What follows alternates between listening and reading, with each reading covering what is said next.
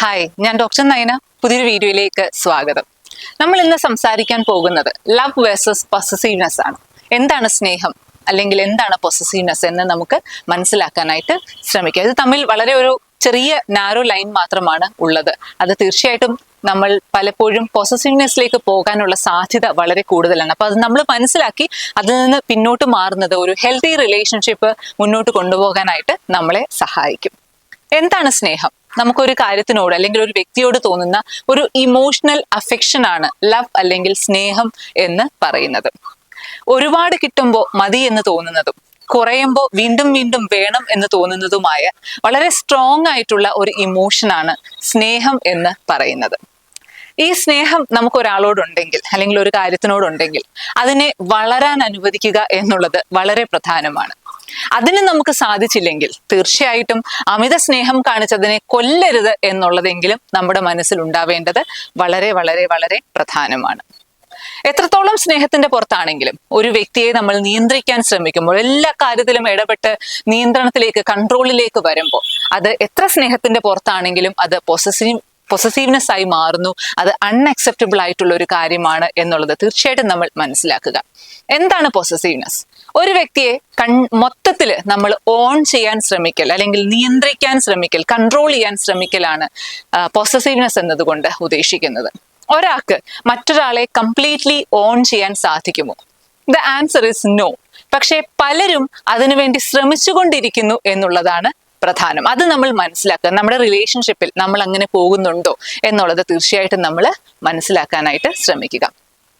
നമ്മൾ husband and wife ആണെങ്കിൽ പോലും പലപ്പോഴും ഹസ്ബൻഡ് ആൻഡ് വൈഫ് ആയിട്ടുള്ള ഒരു റിലേഷൻ അല്ലെങ്കിൽ ഒരു പാർട്ട്നേഴ്സിന് ഇടയിൽ എല്ലാ കാര്യത്തിലും കയറി ഇടപെടണം, അല്ലെങ്കിൽ ആ വ്യക്തിയുടെ ലൈഫിൽ ഉണ്ടാവുന്ന വളരെ ചെറിയ ചെറിയ കാര്യങ്ങൾ പോലും എന്നോട് ഡിസ്കസ് ചെയ്യണം എന്നൊരു തെറ്റിദ്ധാരണ പലർക്കും ഇടയിലുണ്ട്. പക്ഷെ അതൊരു തെറ്റിദ്ധാരണയാണ് എന്നുള്ളത് നമ്മൾ മനസ്സിലാക്കുക തീർച്ചയായിട്ടും. അതുപോലെ പേഴ്സണൽ സ്പേസ് അല്ലെങ്കിൽ പേഴ്സണൽ ബൗണ്ടറി എന്നുള്ളത് നമ്മൾ മാനിക്കണം അല്ലെങ്കിൽ റെസ്പെക്ട് ചെയ്യണം എന്നുള്ളത് വളരെ പ്രധാനമാണ്. അപ്പൊ നിങ്ങൾ ചോദിച്ചേക്കാം, ഹസ്ബൻഡിന്റെയും വൈഫിന്റെയും ഇടയിൽ എന്താണ് ബൗണ്ടറി എന്നുള്ളത്? നമ്മളുടെ ബൗണ്ടറി അല്ലെങ്കിൽ പേഴ്സണൽ ബൗണ്ടറി എന്ന് പറയുന്നത് അത് ഓരോ റിലേഷനിലും വേരി ചെയ്യും. ഓരോ വ്യക്തികളെ അനുസരിച്ചും അത് വേരി ചെയ്യും. നമ്മളുടെ ബൗണ്ടറി ഇപ്പോൾ നമ്മുടെ ഫ്രണ്ട്സിന്റെ അടുത്തുള്ള ഒരു പേഴ്സണൽ ബൗണ്ടറി ആവണം എന്നില്ല നമ്മളുടെ പേരൻസിന്റെ അടുത്ത്, അതാവണം എന്നില്ല നമ്മുടെ സിബ്ലിങ്സിന്റെ അടുത്ത്, അതാവണം എന്നില്ല നമ്മുടെ പാർട്ട്ണറിന്റെ അടുത്ത്. പക്ഷേ ഡെഫിനറ്റ്ലി പേഴ്സണൽ സ്പേസും പേഴ്സണൽ ബൗണ്ടറിയും ഡു എക്സിസ്റ്റ് എന്നുള്ളത് നമ്മൾ മനസ്സിലാക്കുക. നിങ്ങൾക്ക് നിങ്ങളെ ഏറ്റവും നന്നായി അല്ലെങ്കിൽ 100% അറിയാവുന്നത് ആർക്കാണ് എന്ന് ചോദിച്ചാൽ അതിന്റെ ഒറ്റ ഉത്തരമേ ഉള്ളത് നമുക്ക് മാത്രമാണ്.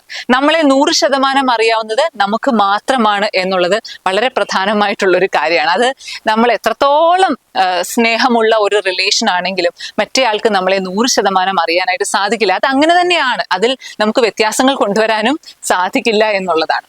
സോ നമുക്കൊരു പേഴ്സണൽ സ്പേസ് ഉണ്ട്, നമുക്കൊരു പേഴ്സണൽ ബൗണ്ടറി ഉണ്ട്.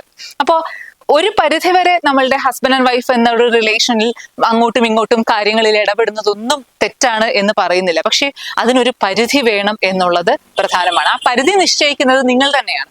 അതായത് ആ ഹസ്ബൻഡ് ആൻഡ് വൈഫും കൂടിയാണ് ആ പരിധി നമ്മൾ തീരുമാനിക്കേണ്ടത് എന്നുള്ളത്. ഒരു പരിധി കടക്കുമ്പോൾ, അവരുടെ പേഴ്സണൽ സ്പേസിലേക്ക് നമ്മൾ ഒരുപാട് കടക്കാൻ ശ്രമിക്കുമ്പോൾ അതൊരു ഇറിറ്റേഷൻ ആയിട്ട് മാറാനുള്ള സാധ്യതയുണ്ട്. അതുപോലെ സാറ്റിസ്ഫാക്ഷൻ ഇല്ലായ്മ, ദേഷ്യം, വഴക്കുകൾ, അങ്ങനെ അതൊരു ടോക്സിക് ബന്ധമായി മാറാനുള്ള, ആ റിലേഷൻഷിപ്പിനെ പോലും മോശമായിട്ട് ബാധിക്കുന്ന ഒരു അവസ്ഥയിലേക്ക് വരാനുള്ള സാധ്യതയുണ്ട് എന്നുള്ളത് നമ്മൾ ഓർക്കണം.